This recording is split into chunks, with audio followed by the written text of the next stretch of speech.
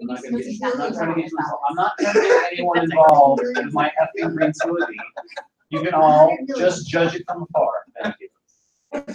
Good morning. Good morning. Oh man, how is everybody?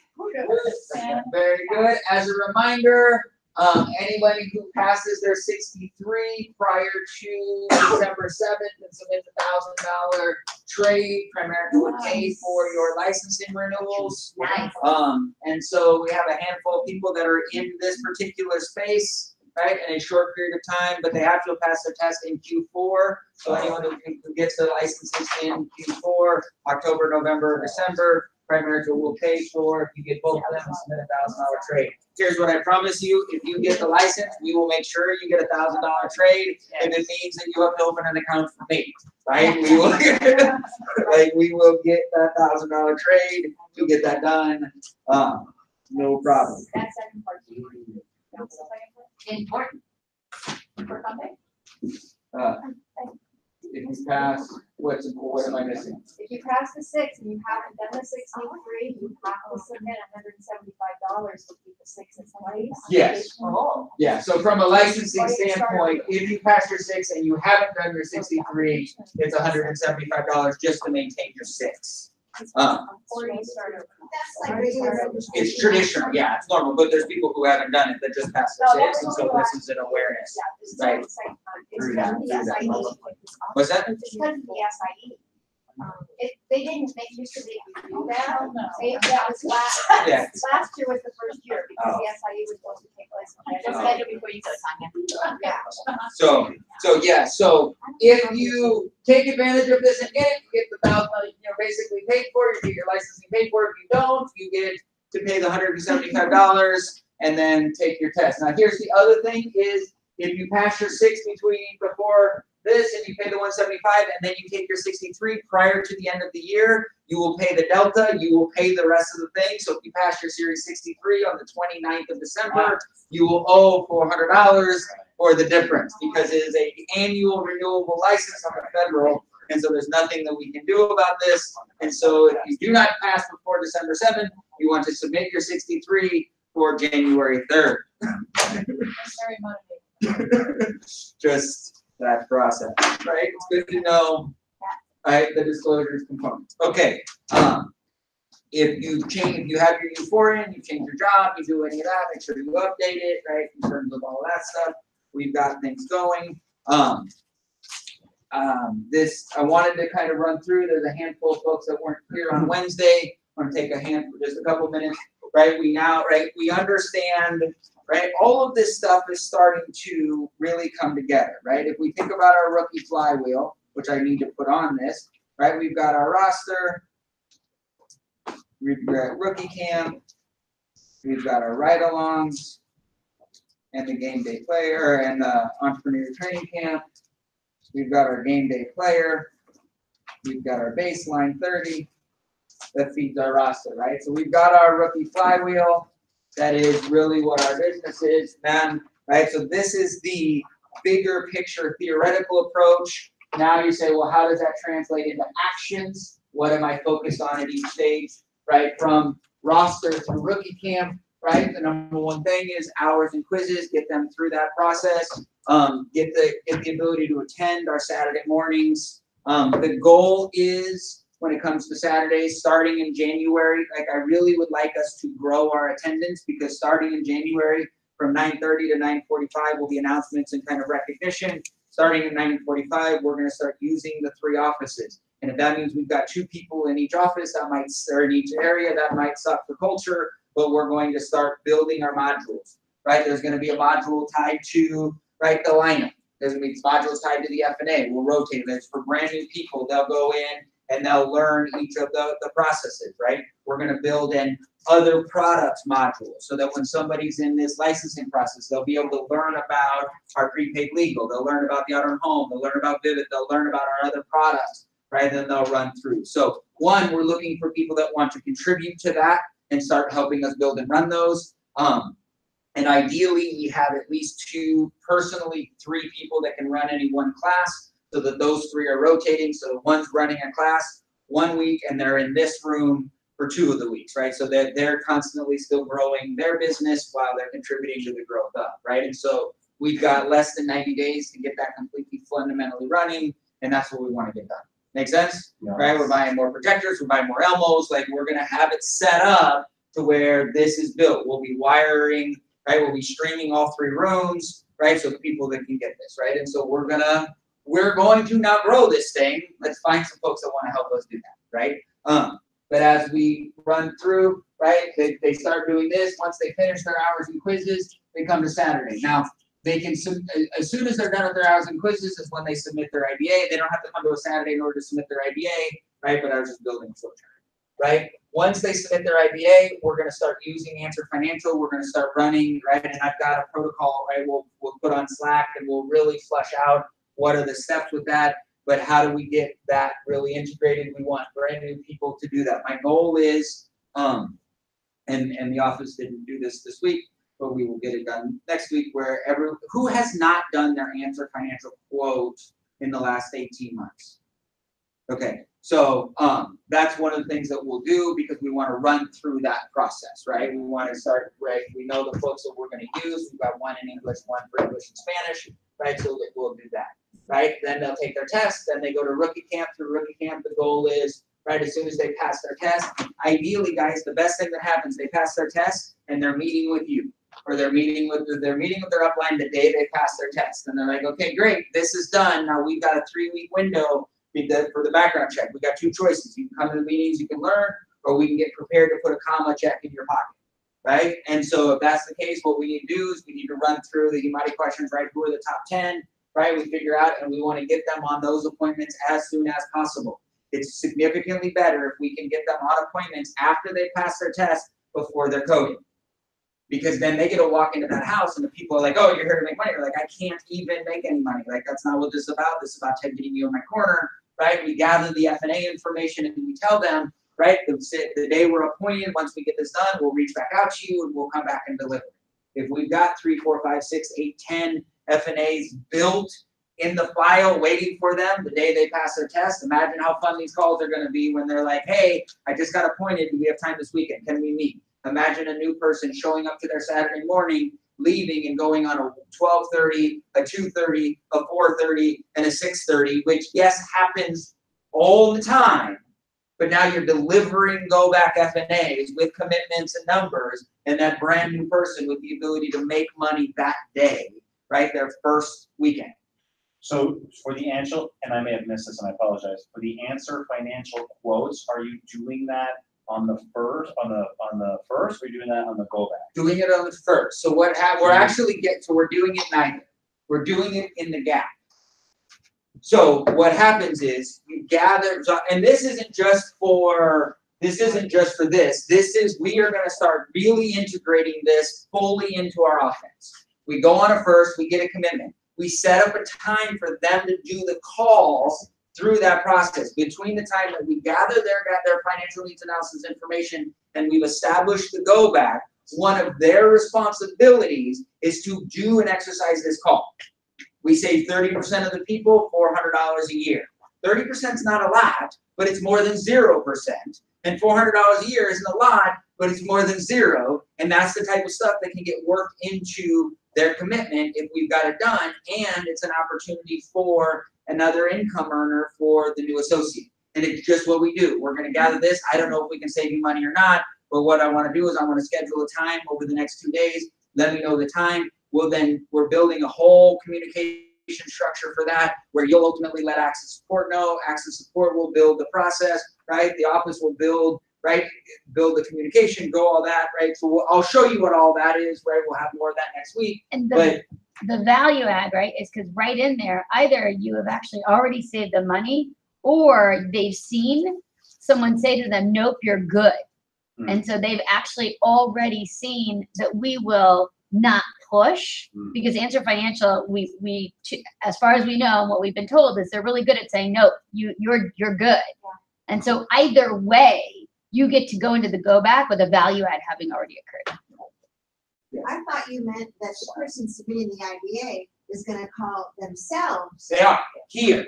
Okay, cool. So they get their IBA and then they get their code number, and then Access Support or the office will connect them to be able to do it. They're gonna run the protocol. We want everything running through, whether it's Sioux offices or our office, through that process. Because ultimately, we're gonna run a tracking, because Access Support's not gonna provide the tracking, but we're gonna run the tracking, because it'd be really nice at the beginning of every month to say, hey guys, just to let you know, we, 38% of our clients, or 51% of our clients, or we saved $3,000 last month, right? And we can deliver that and the more we get that story in our experience, the stronger we get when we sit with our clients and we're like, here's the process. And if there are holes in the process, we'll figure out those holes and we'll get them stronger and better to be able to move through that process. And so they'll have gone through it and know the experience before they're walking in to their rookie folks. Correct.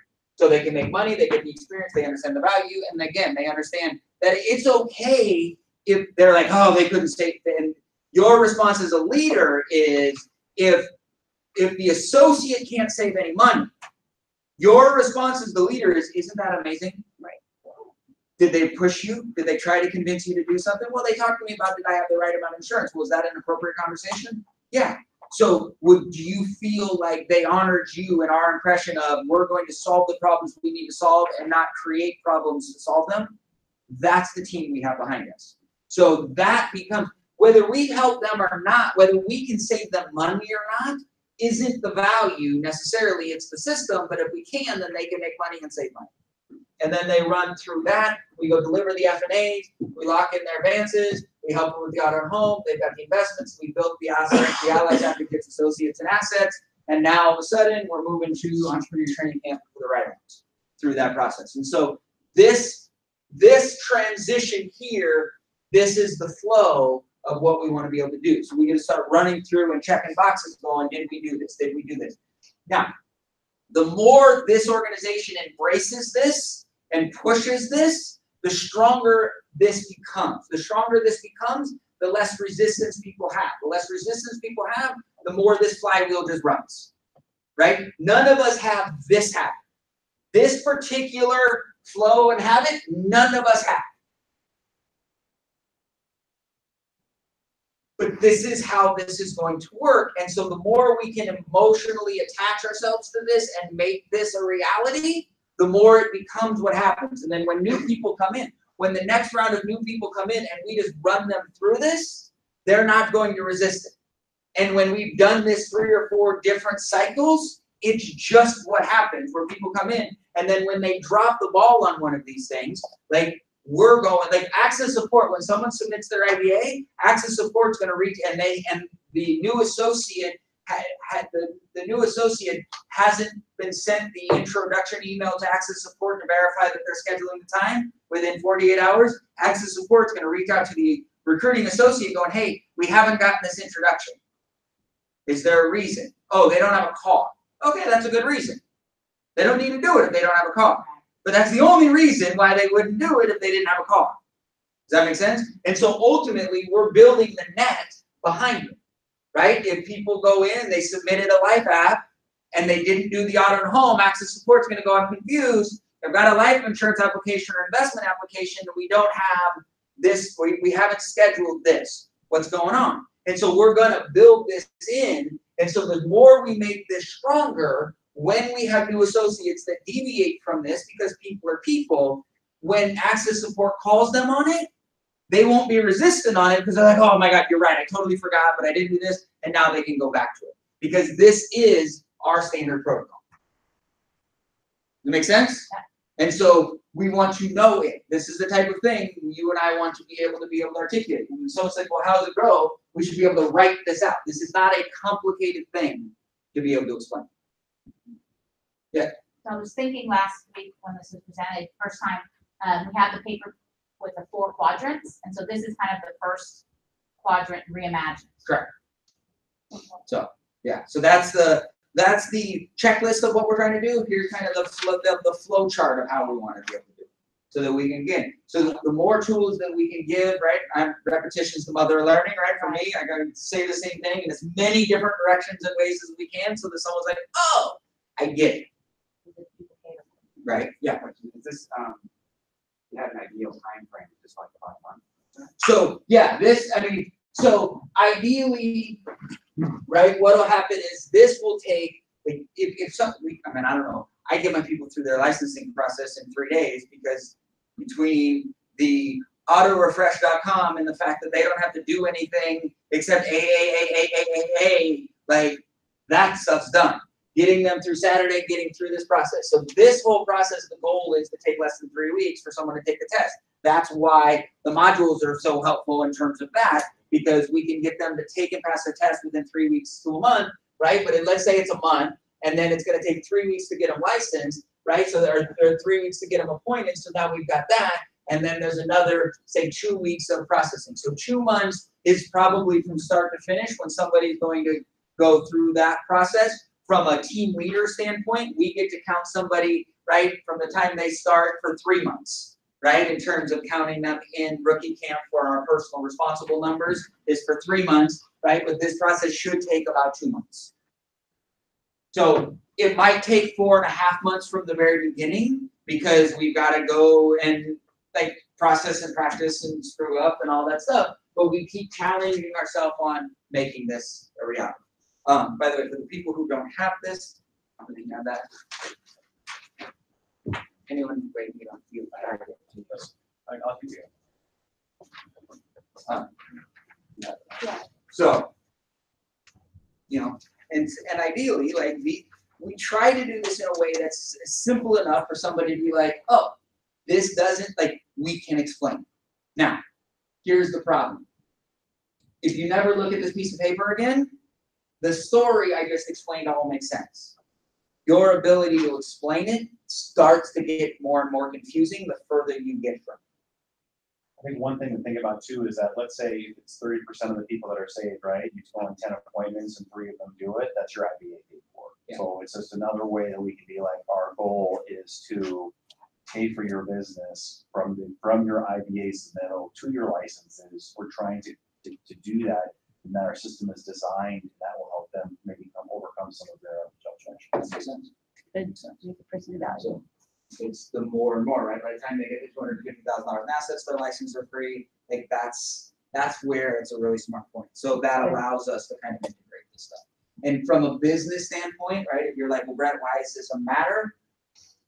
If someone has one, like chargebacks, look, we're about to grow and we're about to have an influx of people. If we grow to the rate we're thinking about, there will be more of them than there are of us, right? There's been 15 of us that have been here for a while, that have been in different phases of this growth process that understand what's going on. Our ability to go from 15 to 50 is not an outlandish growth projection in our business. But if we go from 15 to 50, there's 35 of them. Who's the them? The people who weren't raised on every facet of this, they're being run through it. Does that make sense? Which means their conviction to our systems will be less than your convictions are to the systems. And the proverbial, your convictions to our systems aren't as strong as we want them to be. Is that okay to say? And so if they're less convicted than we are, and we're not as convicted as we want to be, this thing can go off the rails pretty quickly. If you have one product, right, just in traditional sales, right, 18 months from now, 57% of them will stay on the books. If you have 2 products, 78% of them are on the books, and if you have 3 products, 97% of them are on the books. Can we get all the products that we offer? That's on POL. Yeah, it is on POL, and within like less than 3 weeks, we will have a full Saturday training that will be running all the time. Awesome. And the breakdown of it is, what the role is, when to use it, and how it gets paid. Right? Like for prepaid legal, I market prepaid legal, but they have to give me I have to have at least a $300 commitment in order for me to market through prepaid legal. Prepaid legal is fantastic for the people who need it, but if I can't get at least a $300 commitment, that $25 is more valuable on their emergency fund, their insurance, or their retirement. But at a $300 plus commitment, I can take $25, I can do it for that, and it gives them the ability to, right, it's the insurance on exposure, for lack of a better phrase, and then we move on. So we'll build all of those stories, those conversations for the different times.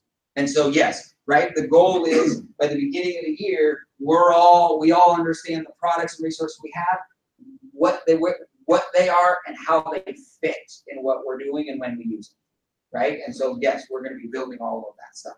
Because again, those are more opportunities for people to be profitable when it's the right solution. Do that. Okay, so there's that. Okay, so what we're gonna do right now is, I'm very, very, very, very excited about that, is over the next couple of weeks, we're gonna do this, but we are now moving into, right, into transitions. We are now going into skill and growth and conversations and where things are. And so my friend Dawn Ferrier is going to come up and she is going to do the theory of decreasing responsibility for Arson and Cindy. So Arson and Cindy, if you guys wouldn't mind moving over here so that she can look at you. Let me look at you. She's done the first. She's gone on the first appointment. Nice one. Oh, yeah, all these people. Well, Or do you wanna, you can use this one? I have one right now. Oh, here you go, no, here you go. I got it. I made my own copies. There's old ones down below that we don't, I mean, the questions, those aren't the ones we use. Oh, yeah, here you go, Don. So, yeah, Don, Don, use those this are all old. one. And I'll go get you a pen. Oh, so, here it is. So here's the premise. Dawn's gone in, she's done your first appointment. She's gathered your FNA, she's gotten a commitment. She's come back 4 days later. She's getting ready, right, to do, right, so she just did the Rule 72 and dollar cost averaging, right? So these two things, she taught you the business, she did, right? She went through and did the, right, cash value versus term conversation, right? So all of those things have been done. And she's now. When you said security. So, okay.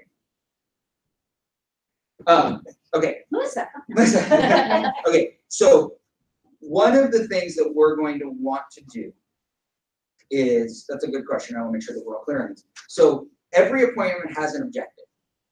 A first appointment in your bullpen is about locking in the advance, right? So it's always about getting them to understand and support what you're doing. On an appointment where you're talking about financial products, like you're there to talk to them about their money, or the environment of the conversation is you're going to show them what we do. Once that's the conversation, there's one primary goal. And everything is derived and created for that single primary goal. Cindy, what is that primary goal? To get a commitment. To get a commitment. Okay. Now, there are essentially two commitments. There is a theoretical philosophical commitment, and then there's a tool commitment. So we ask the 4 questions. You know your debt free date, you know it's going to put your kids' college, you know protect your family, you know where to do when you're retired. No. How easy are those questions? Really easy. How important are the answers? Vital. Let me ask you a question. If we could put together a plan that showed you where you are and gave you a step-by-step game plan to answer those questions and make them a reality, is that something that you could see valuable? Okay, that question is commitment 1.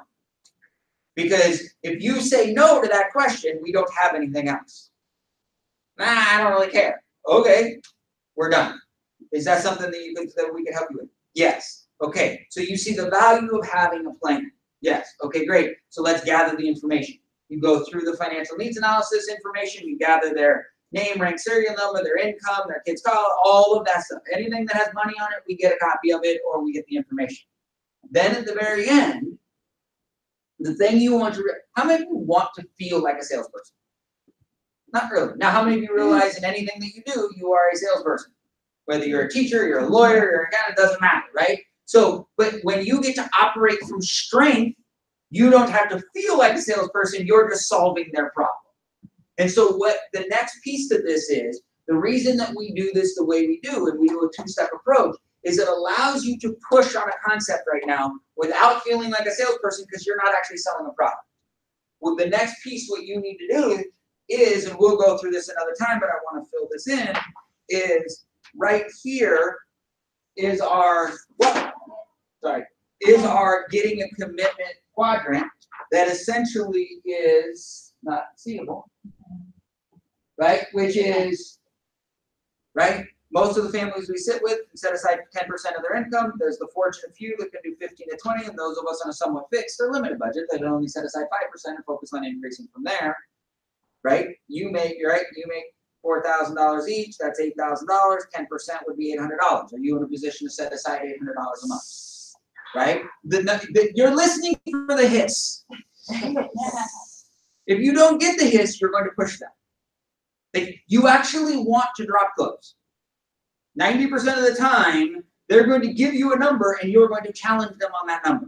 Because most of the time, their ego is talking. Now, if you're a bit of a pansy, and I don't know a better way to phrase it, and you're like, hey, how much can you set aside? Which is how most people do it, is they don't want to ask that question, and they're like, hey, I'm going to do your F&A, so how much can you set aside? I mean, could you do, like, I don't know, could you set aside $100? That's how most new people do it. They think they're saying what I said. They're not saying what I said.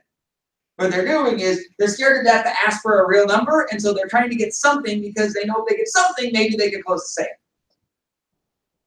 Which isn't solving their problem. You get to push the hell out of them. Here's the reality. If someone makes $8,000 a month, if somebody makes $8,000 a month as a couple, they actually need to set aside $800 a month. They probably need to set aside $1,500 a month if you run the math to do all the things that they want to do. But they're normally going to be like, it's a little bit too much. Hey, how much too much do you feel it is? I don't know, maybe we could do 500. Great.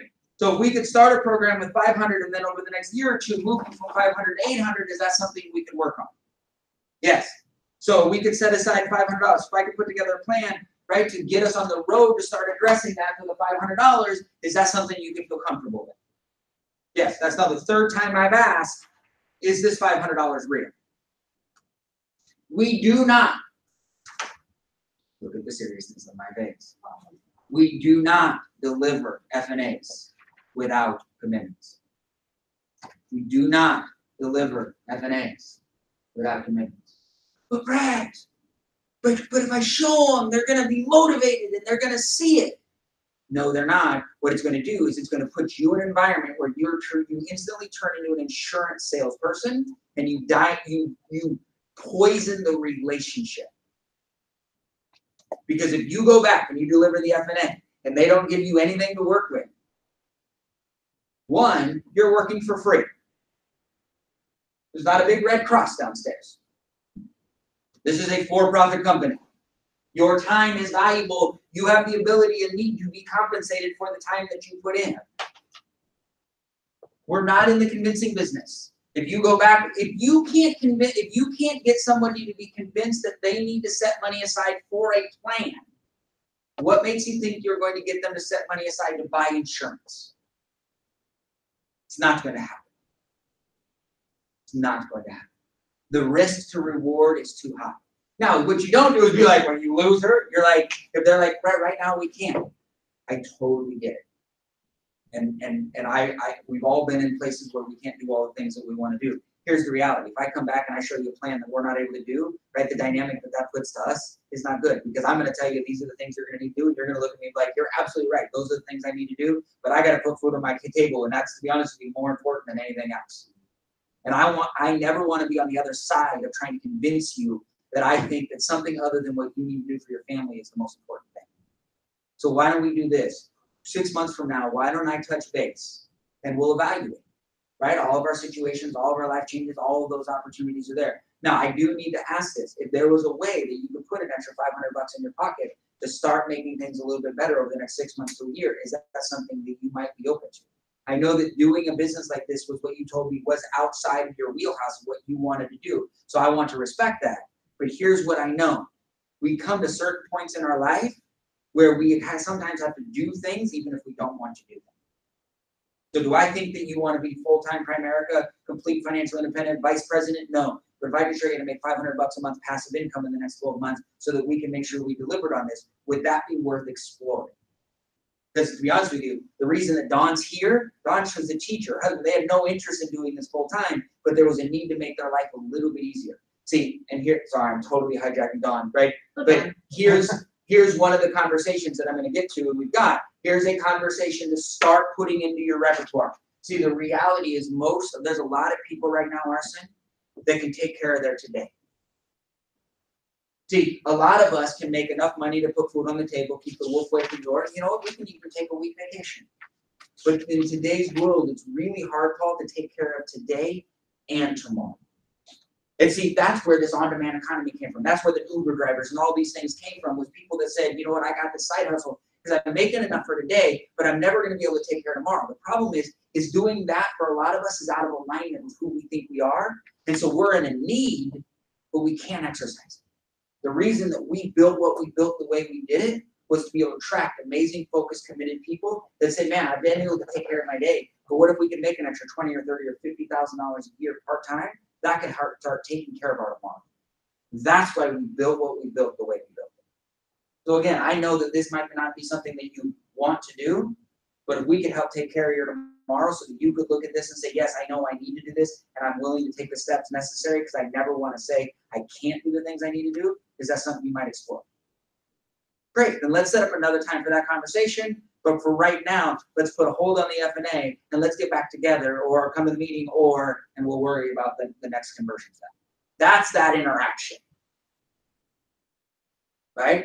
We're always pushing to a next step, but it's not necessarily just the F&A. But if I don't get a commitment, you don't get a commitment, you're not going back. And I know 80% of you will not listen to me right now. You will be convinced that you know better. And I am completely okay with that. You will not get in trouble when you call me going, these son of a Sears. Man, I thought I got him. What do you mean? Well, I went back. I didn't really get a commitment. They said maybe, but I went back. But it was funny. They kind of got mad at me when I went back. Why? Because you told them what they needed to do, and they'd already told you they couldn't do it, and now you made them feel bad about themselves. And so when they felt bad about themselves, it was easier for them to be mad at you. Well, yeah, I guess. Oh, okay, so did we tell you that was going to happen? Well, but I thought. So, that's what The commitment getting commitments. One is the, you said the percentage part. I'm sorry, the other one. And there's a whole presentation on that you can watch to get the verbiage of that, or this one. But the two commitments are the last question of this fourth question, and it was. Well, the summary question of the fourth The question. summary question, and the dollar amount.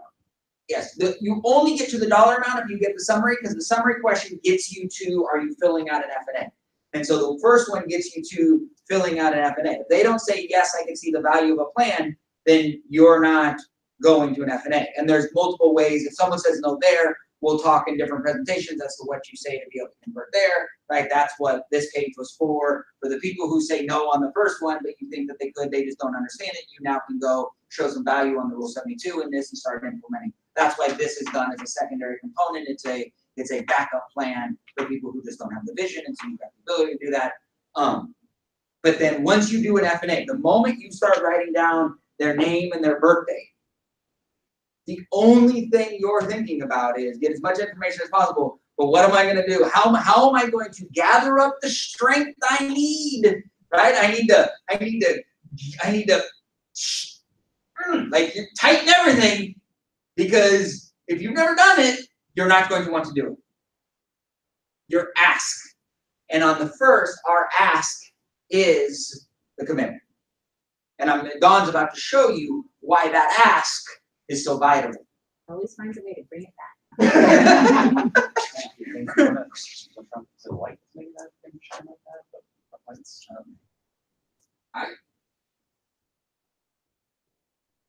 Yeah.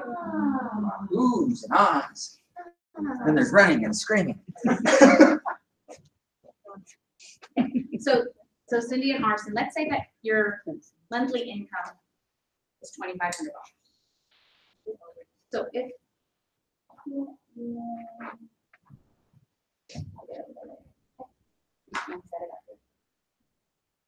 say $2,500. If God forbid something were to happen to you, how long would that money last you and your family? About a week. Okay, well that's not uncommon. Usually people say like, well, it's not gonna last me very long because I didn't save enough or I haven't saved anything. So that's why we're here. So we know we have a need. Okay, and the next question is, what type of life insurance do we need? We just talked about cash value and term. And traditionally we know that term is a better option. And the next question is amount. So let's say you have $30,000 of life insurance, and God forbid something were to happen. Cindy, how long would that last you? like 6 months, a year, something like that, right? 6 months to a year. Well, what if you had $60,000? How much would that last you? About a year, okay? So you had 90,000. How long do you think that would last you? Year and a half, 2 years, something? I'll put 1.5 and average it out. So let's say you had $300,000 worth of life insurance. How long do you think that would last? Well, typically people say, you know, somewhere between like 5 to 10 years. But let's say if we took that $300,000 and we invested it and we were able to get a 10% rate of return on your money, that would pay you your $30,000 a year just off the interest. And that gets you back to your $2,500 a month that you need. Okay, so that's what locking in advance is. That's starting from where you are, maintaining where you're at, and allowing your dependents, your children, your family to grow from there. We don't ever want to have to go back. We don't ever want to have to start over. This takes us from where we are and brings us forward. Okay, so let's say that your need is $300,000. So if that's your need, how long do you want to have to pay your life insurance, right? It's not like we wake up and go, oh my, this is the day I get to pay my life insurance premium, woohoo, right? We don't look for that. So our goal is not only to lock in advances, but we want to secure our advances as well. And so by securing our advances, I'm ducking. By securing our advances, we want to get you in the habit of saving money and investing and getting that investment up to $25,000 so that money can be managed daily by people who know what they're doing. So we want to get to that managed account where we don't have to worry about it and be thinking about it ourselves, and get it towards managed daily, and that there's somebody there watching so that it's always doing what you need and what you want. And so it's reflecting what's happening in your life as well as what's happening in the real world. Okay, so we want to lock in our advances and we want to secure our advances. So Cindy and Arson, if I could develop a plan for you using your $600 commitment that we talked about earlier, if I could develop a plan to give you that short-term protection that you need and the locking in your advances, securing your advances and giving that long-term investment security that you need, is there any reason why we can't move forward with that? Awesome, thank you. Awesome, good job. Thank you. So I got my old lady voice in. Sue's written probably 1,000 sales. I've written probably 950 sales, right? I can't tell you a life sale that either one of us closed that a version of this story has not been told. This is what we do. This is the easiest way to tell our story. It's the easiest way for somebody to understand the purpose and the role. It is one of the 5 most important conversations that you can ever master. Ever. Sorry, You can ever master. Now, and this is, and it's the first phase, right? We learn in 3 phases. We learn what it is, we learn what it means, we learn how it works. Don, you did a fantastic job of the foundational pieces to this. Now, and so what we're going to do, right, next week, Melissa's going to come up. So we're going to work with Melissa. Melissa's going to do it next week. And over the next 2 weeks, like we're going to, like whoever wants to be, we'll just get in line, right? And we're just going to keep showing progress and growth. And we're going to use this. We are a teaching team. And so here's the deal. The easiest way for somebody to increase their skill, I now know the 4 or 5 conversations I need to have with Don based on this, that I would not have known, Cindy, if I didn't see this, right? And so that's, right, Don's like, okay, great, that's looking forward to those conversations, but there's an opportunity for growth. There's an opportunity, and there will be sometimes that I will publicly, there's going to be one thing that I publicly talk about, and then there's going to be a couple things that we privately talk about, right? It's through that process, right? That's the only way I know how to explain what's going on, right, in terms of this. And so, one, it's on the YouTube video. I have to go back and listen to it, and I'm going to do another one here in the next little bit now with where things are. I've got 5 or 6 more appointments in the next like week and a half that I'm going to go on, right? And then I'll do it after that, right? I gotta sharpen my saw a little bit to be able to go. Yeah. So instead of doing the whole first of the whole section, just do the modules. I'm going to do different pieces, each one. The Rule 72, each piece will be broken down so that we can just have hyper coaching on that. And then because we ultimately are rebuilding at some point a new presentation. And so once we get the new presentation, we'll then do a full arc so someone hears the transitions and all of that stuff. But yes, one of the things that we want to make sure, and this is probably the most important thing that I can say about this, is that this particular thing, more than anything else, the goal is for it to feel like a conversation and not a presentation. This is us doing this, not me inputting this on you, right? This is where the conversation really kicks in. So phrases like, so what I want to do is I want to talk to you about you for a second to lead into it, right? We've now said, let me ask you a question, if, right? So we start that. The second thing that I'm going to say is, and we want to be careful on all of it, be very careful asking open-ended questions, specifically when numbers are involved, and having a pregnant pause. Because you apply tremendous pressure because people feel like there's a right answer, and if they don't know it, whether they say a number or not, right? A lot of people won't say a number because they don't want to be wrong, and if they do say a number, they're trying to figure out if they said it right, and they're missing the next thing you're listening to. So, let's say you have $30,000. Let's say your income's $30,000. You have $30,000 life insurance. How long is that going to last? What, 6 months to a year? Let's say you have $60,000, 2, maybe 3 years. You're asking half a beat and giving them the answer. Kind of arbitrary. Yes, right. In terms of that, so that's and it's the same thing on the Rule of 72. One of the bigger mistakes: you want to alienate somebody. Do the Rule of 72 by asking them the math. So 72 divided by 9 is what?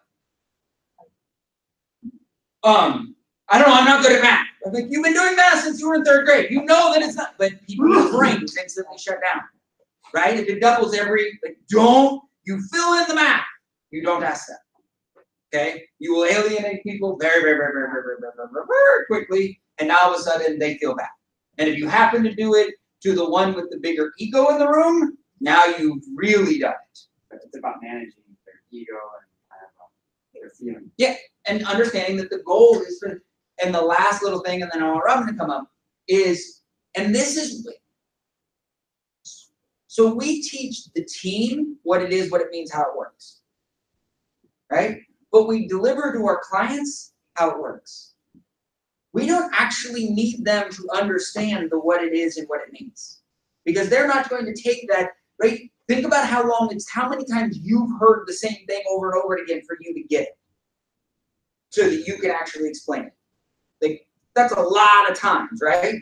You think your client's going to be able to hear it one time and then be able to break it down to somebody else. No, we want them to be able to understand and come along on the journey. Now, if we deliver it in a way that it makes sense, it creates a safer space for them to ask more questions, and the ones that are curious, we can then break down what it is and what it means. But when we're telling the story, the goal is for them to get the essence of this, which is, if we can give you the short-term protection you need, which means your family's going to be okay, and the long-term security you want, which means your family's going to be okay, is there any reason you wouldn't let me help you? And if we use the $600 that you just said, if we can make that happen, that's the win-win-win situation, right? That allows us. So you did all of that stuff. It's just that next week, so it's really, really, really, really good. So very, very, very excited about that. I got a couple questions real quick, just for clarification. Uh-huh. So obviously she told us that the $600 we talked about. So that right there pretty much is that telling me that we've already given her a commitment. Yeah, so on the first, because this is the go back, on the first, you got the commitment or you wouldn't be delivering the go back. Okay, so that's okay. That clarifies that. My second question is this. She said, well, let's just say you both made 2,500. Shouldn't we actually use their? No. No.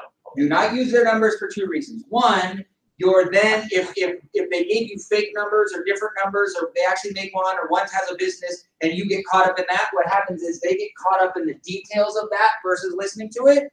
2, you don't actually, if they make $9,000 a month, you actually don't want to show $1 million here, because then they're like, wait, you're telling me I need $1 million too? The F&A illustrates what they need to do. This illustrates what we're doing and the tools we're going to use to make it happen. That makes sense? So those are great questions, and that's why we specifically don't want to do So that. the 600 came from the prior. From the commitment the prior time. This is a go back, right? So you've got the F&A in the ready. And the whole point is that you're setting up for delivering the F&A. And so people will respond differently if they've heard this first, they understand the purpose of what you're about to deliver, and you've reestablished what you're delivering it for. That's why. This is the close. That's the close. The FNA doesn't close business. This is the close. Yes, because they've said yes. Yeah, I just wanna maybe restate, you're saying you would always use an like a generic example, like that's not. This one. These Yes. specific These numbers. Specific numbers, and the reason is that, for years, right, so these numbers have been tested where they're big enough that people realize they're meaningful, they're not so big that they scare people, and they're easy to memorize and learn, so that you can easily write it out, and you're not spending time actually doing math here. Right, they're sort of in that range of our clients, like it works that way. And one of the other things that I want to reiterate, and this is like, we're in training here, right? This is that learning process. Watch Brett's video 1 trillion times, because there are subtleties. Every single thing, and I had this conversation with David Camacho 6 months ago. Every single thing in that video is meaningful. And it's like, our 14-year-old is in honors English and really focused on English right now. And he'll write an essay, and he wrote the word of instead of off. And I had him read it out loud. He read it as off, even though it said of. Like, his brain didn't even process it. And I was like, read each word again. And he was like, oh, I caught it, right? That's what happens when you watch these videos. One of the things, so when you watch Bart do this, he'll go to 30,000 those, and he'll be like, how long will that? Oh, okay, that's going to take you 6 months to a year. It's gone, right? Okay, so that's going to be a year, 2 years. It's gone. That's going to be this to this. It's gone. And so when he scratches them out, people visually get, oh shit, it's actually not there anymore in that period of time, right? And that's just one of the little subtleties, that because they're staring at this paper the entire time we're talking to them. And so if it's open and not crossed out, they're sort of like, oh, well, I've got all this. You know, those little things, right? Like you checked off need, but didn't check off type. And these are open, right? Term isn't circled. Little things that hit people's subconscious that have an impact. And so you go back, right? And it's practice, right? 10,000 hours, right? Practice and practice and practice. But you'll see every time Sue does it, every time they do these little subtle things, and they're not just stylistic. They are actually on purpose. So really look at it, and then take your paper when you do it, and then compare it to his end paper and look, right? And sometimes one of the things that I did with Camacho is we took a red pen, a different color pen, and identified what were the things that were missed, because then that put it into his head.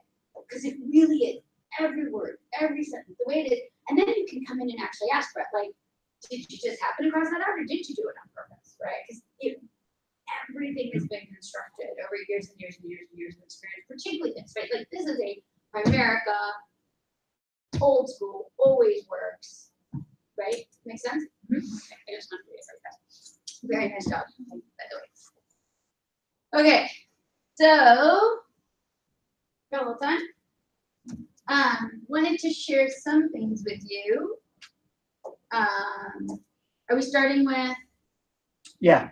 Should we just start the video? Yeah. Yeah. So we went somewhere fun, and I haven't seen you guys, so I wanted to share a little bit about that. Oh yeah, you guys can go back if you want. Yeah, you have to share. Wherever you're going, we're not talking to you.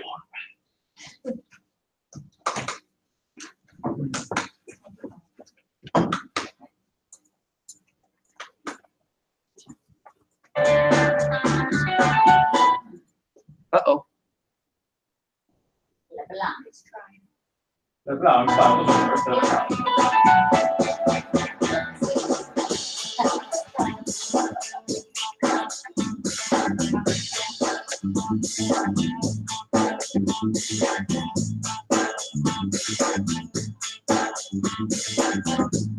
Ocean View.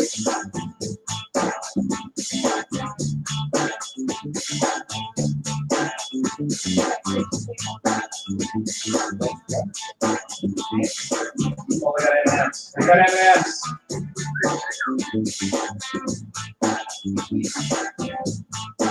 So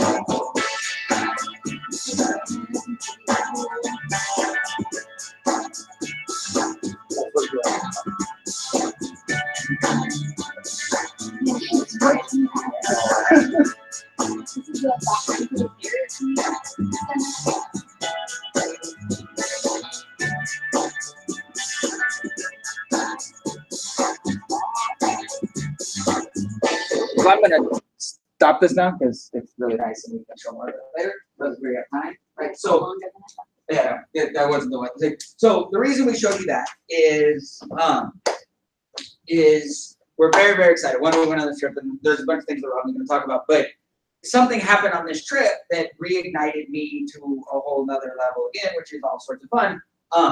I like kind of experiences. Part of my life, part of the thing that I really love is I love growth. I like challenging and pushing myself and the people around us to see a little bit further, to be able to be experiencing things, right? And a lot of stuff. And when I was when I went RVP, and then when you made $100,000 in the younger hierarchy, they would do what they called their inner circle, where they would take the RVPs that made $100,000 along with other folks to Cabo, and then if you made 150 and hit certain numbers, then you would stay longer, and they did all these things. And it was fun. And it introduced, like, I've been to Cabo a bunch of times, but not like, you know, the Sunset, like these 5-star resorts and stuff like that. Well, what we have decided to do is, Robin and I, the first week of October, are going to go to this place every year. Like, that's one of our trips. We're gonna take a week and we're gonna dial that in on the first weeks of October. But we're also opening it. It's not necessarily our inner circle. We haven't come up with another name. We haven't spent any time with it, right? But we're gonna access it.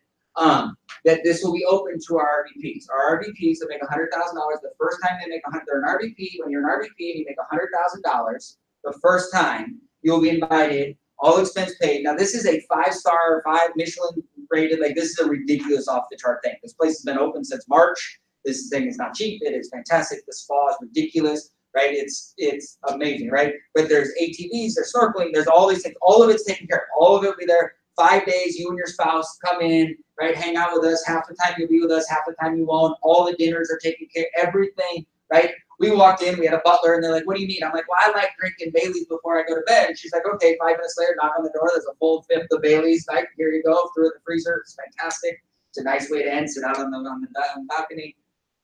So that was good. All taken care of. And so I'm really excited because I love to travel and I love introducing these experiences. And there's going to be 2 groups of people. There are people that understand this life and it's just a free kick-ass trip. And there's others that are going to be like, is it okay if I use the bathroom? Because you're not going to know what to do. And both of those experiences are a freaking blast, right? I was talking to Wayne. He's like, oh, it's like a cruise ship. I'm like, oh, man, I cannot wait to have some fun with you. Because I'm going to be like, oh, wait, you think, because you and I grew up in the same neighborhood thinking the same thing. I'm like, we are not in Kansas at this place. This is not a floating ship. This thing is ridiculous.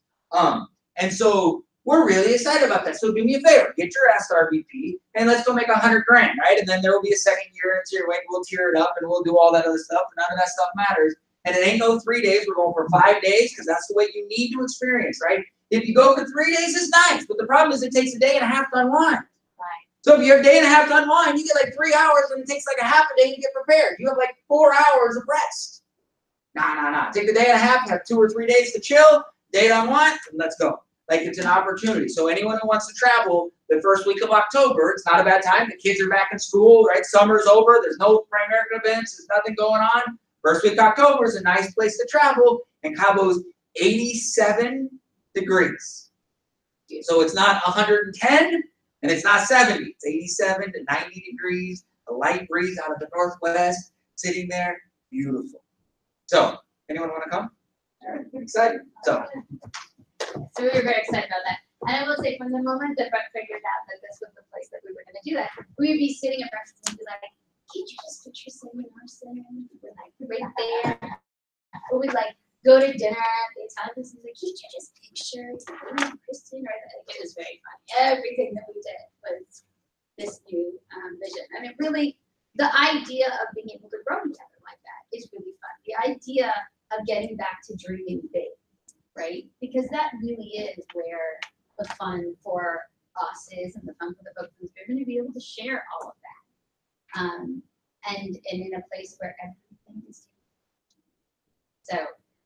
So while we were there, I had a really interesting experience that I wanted to share with you. You know, there's a lot that's being ignited, there's a lot that's being implemented, and you're at this resort and you're hanging out, right? And so 90% of the time, you're at a pool and you're talking to people, right? Or, I mean, unless you want to be completely antisocial, but we're kind of social people, right? And there's a swim up bar, so we spend 90% of our time sitting at the swim up bar talking to people. And inevitably, what's the question that everyone always says? What do you do? Right? What do you do? And so I was like, okay, I'm taking off the lawyer hat, put on my premier hat. What do you do? Oh, I was going to have financial services company. Okay, now, I was on vacation. Do you think that I was in recruiting mode at all? No. Okay, I was at a 5-star resort in Cancun. Cabo. Sorry, in Cabo. Cancun's beautiful. In Cabo, 5-star. In order to be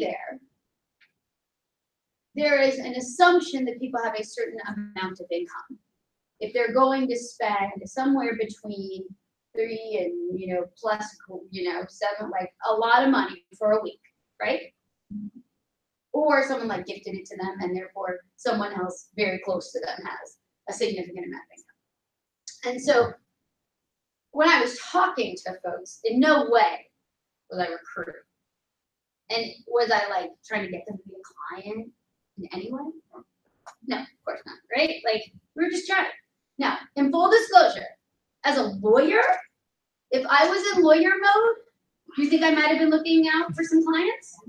Hell yes, right? I walk into that environment and I'm like, we're charging rich, right? Either you own the business or you know someone at the business, and there's probably a handful of clients for me. Now I'm on vacation, so I'm not like, making my list, but it's always in the back of my head. Oh, what do you do? I own a business. Oh, you own a business.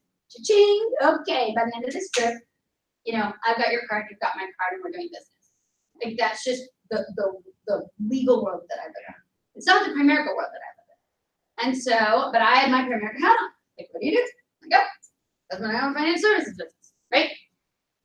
And went right into the B2B platform, right? So we have large corporations, companies of all sizes, and organizations with providing financial wellness to all employees. We're able to provide enterprise-level financial planning services to everyone from the receptionist to the CEO, right?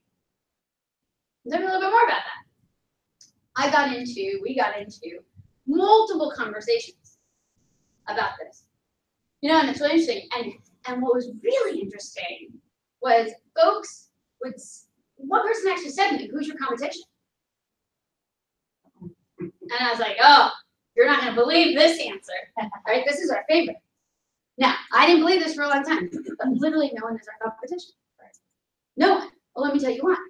Because the people that are in there are either only focused on one thing, which is getting the money of the richest people in the company, or they just can't afford to provide the level of service that we provide. Why? Because we provide it as all independent contractors, so we have no overhead. And this is a way for people to grow and train and learn. And they are willing to come in to grow and train and learn. So I can show up at a company and they can have 20 people, and I can have one person for every 5 people, and that is true one-to-one service. And I haven't paid a dime out of my pocket before. Oh, that's really cool. That makes a lot of sense. Do you have a card? It would be really scary. Excuse me while I whip this out. Right? Well, that's really interesting. Can I get your card? What? You're asking. Oh, for your company. Oh yeah, I mean that would be really interesting. Like I'd be happy to share more of your company. No, not for my company, for me. Did anyone else hear that? I was like, for you. Now, this is all going on in my head. I'm not going to go.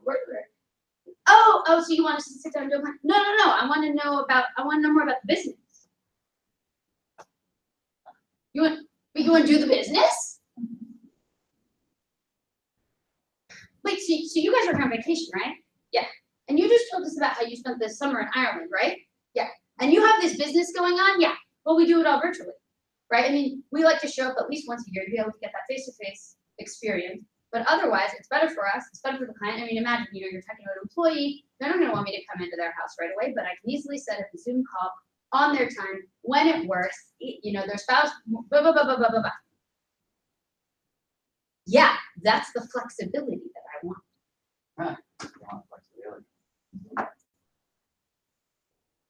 I would go back to Brett and I was like, you won't believe this. And it happened over and over again. It was mind-blowing for me. It was mind-opening for me on several levels. The first level was I walked into that environment with an assumption that no one in that environment would do this business. If I walked into that environment with that assumption, that means that I walk around every day with that assumption. When you make your lists, I want you to think about what assumptions you're making for the people that you're not putting on your list. Tanya and I had a conversation on Wednesday. Do you have the farm system? Do you have your lineup? Yeah. Tanya and I had a conversation on Wednesday, and she was like, a bunch of people that I would have put on the scout team don't actually belong on the scout team. It belongs in the column where I'm going to work them to see if Primerica's the right opportunity for them.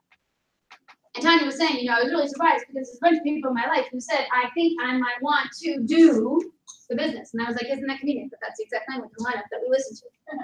And I was sitting in a 5-star resort having conversations with people with no intentions of anything, who turned around to me and said, I think I might want to do this business with you. And these are motivated people. These are people who are texting me now that we're back.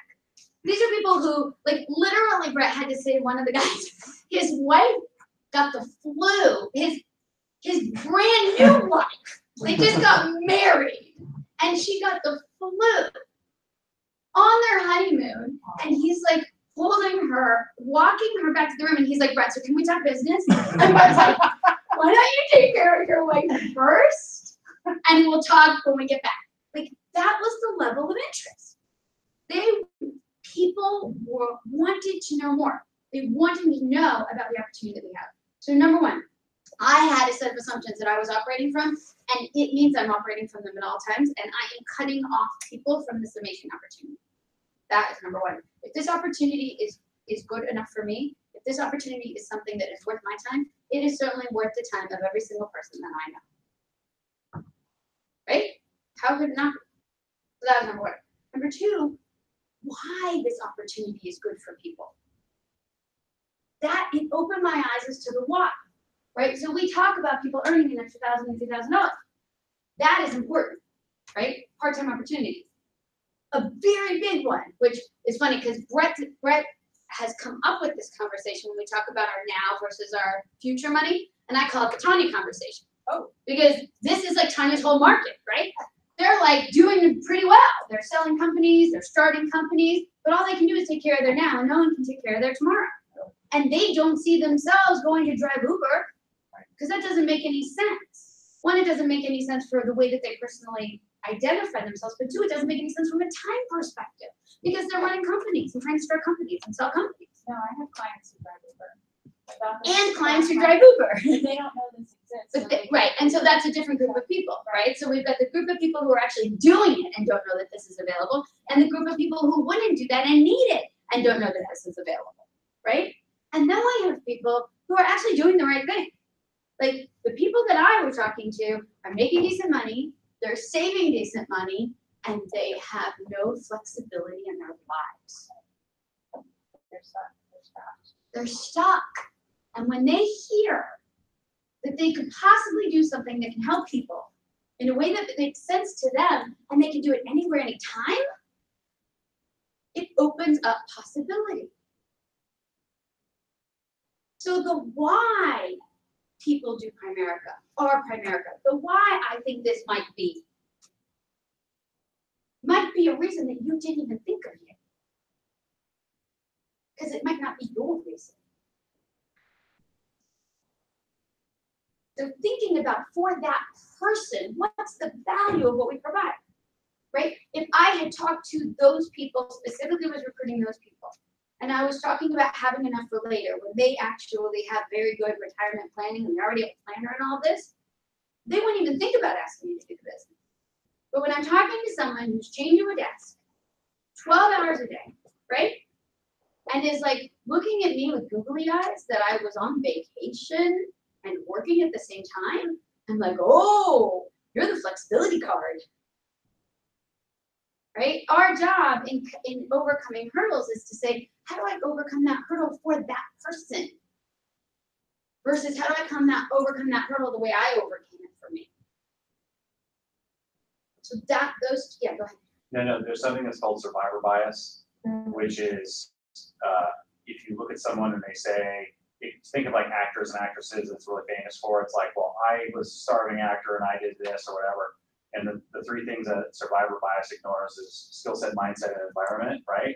So if you try to overcome someone else's objection with how you overcame it, then you're implementing survivor bias. It's not going to work. That's why you actually have to ask people questions and listen to their answers and then use your toolkit. So, yes, or you only talk to people with a hurdle that you identified with, and so the questions you ask work, but you miss out on a whole bunch of other people because you just decided that they would never do business. Right. And even the people that have the same hurdle that you do, the solution for them is not going to be It's not necessarily. Yeah, necessarily the same. You will have a percentage that will be, Right. But then you recruit people who are only like you, and then you don't get the advantage of the diversity of our business. Yes. And the third thing was telling the story, right? So one, the assumptions of who would actually listen.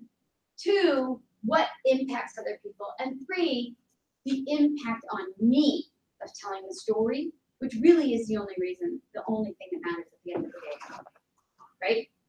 So after I told the story once and I got can I have your card? To actually work with you, I was like, that's interesting. And I told the story a second time. I have your card, actually with you. I was like, oh, I'm telling everybody this story. Right? Like it was completely reinforcing. And every time I told it, I got better at it.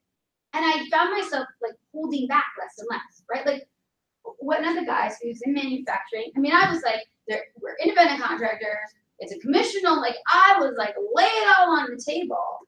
And he said, when can we talk? Whoa. And he was like, and so, can we start right away? And I was like, oh, no, it'll take you, a year to 2 years before you could go full time. Like, actually, it's within 2 years. 2 years before you could go full time. Like, to build up the business. And I said, no one that we work with has to make a sale to eat, put a roof over their head. Because that's just not the way that we work. And he was still asked for the card. Right? It takes time to build a business. Like, people get it.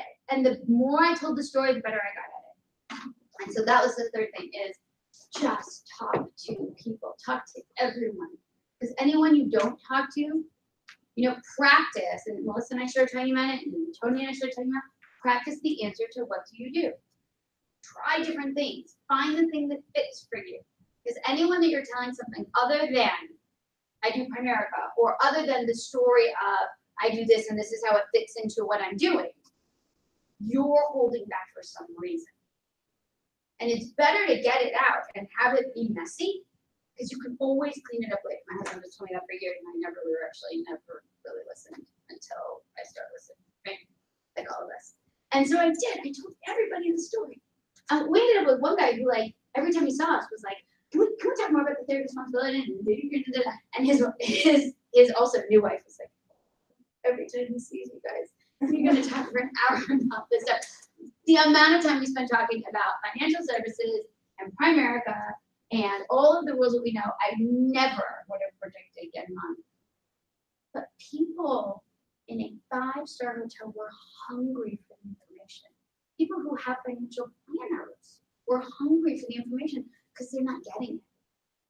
And they wanted to talk about all day long. So it was really eye-opening for me, and really said to me, we really want to focus on answering that question, right? Why are you doing what you're doing? right? Who are you talking to? What are you saying? Practice with each other, practice with us, write it out, get it down. Because the more you say it, the more comfortable you get with it, the more open you are to this is a great opportunity for everyone. You will attract people. Like at a resort in Cabo when everybody's on vacation. It was really exciting. And I wanted to share that with you. There was some other stuff that happened on that vacation, and we just don't have enough time to get into it. And it piggybacks a lot of what Wade and I have worked on. And that is, I want to preview it, and then we're going to talk about it. Right? We only have 10 minutes, so I'm just going to do a quick preview. This is like a commercial to come on Wednesday, is what this really is. Okay? So I read a book called Power of Habits. You read that one? It's a great one. And so, you know, I'm like all about the science of this, right? Power of habits. And at the end of the day, and what Wade and I talk about, and I'm telling you this now so you can think about it between now and Wednesday, because we're going to do a deeper dive on Wednesday, is that when you think about what you do every day, 90% of what you do, even if you think it's decisions, are actually habits. When you get out of bed, when you brush your teeth, when you take a shower, when you wash your hands, hopefully after you go to the bathroom, when you are at work and when you make coffee or don't make coffee, all of those things, everything that you do, for the most part, is a series of habits. And the value of habits for our brain is that if our brain doesn't actually have to take the time to think about that next step, it has capacity to learn. It has capacity to take in creativity, to build creativity and growth thinking. And so one of the things that we do in our lives is we actually build lots of habits. And we tend to label those habits good habits and bad habits. And so what I started looking at is the science of habits, because that is how people build successful businesses. When you take the daily activities and weekly activities that need to get done in a business for your business to be successful, and you turn them into habits, it creates space for the next great thing. It also creates predictable results. And in this business, right, the number one habit is what are you focused on and understanding the right way to focus on that thing.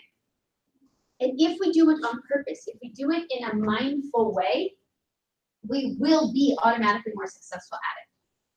And so on Wednesday, what we're going to do is I'm going to get into the science of habits. And we're going to do two things. One, we're going to apply it to one thing in our business, and we're going to apply it to one thing in our life. So I want you to think about between now and Wednesday, what is a habit you have that you either want to start or change? Right? So you're like, every time, 4 o'clock every day, I go into the cafeteria and I get a cookie. And that really isn't necessarily what's best for me. Or I stop by the Starbucks and I pick up coffee and a cookie, right? Like that is a habit that with this science, we can change, right? Or I wanted to start running in the morning. So between now and Wednesday, I want you to think about what's the one habit in your life. On Wednesday, we will identify what's the one habit in your business based on the numbers that you're hitting for the contest. Make sense? Excited? Mm-hmm. You want to know why? It's all about Excellent.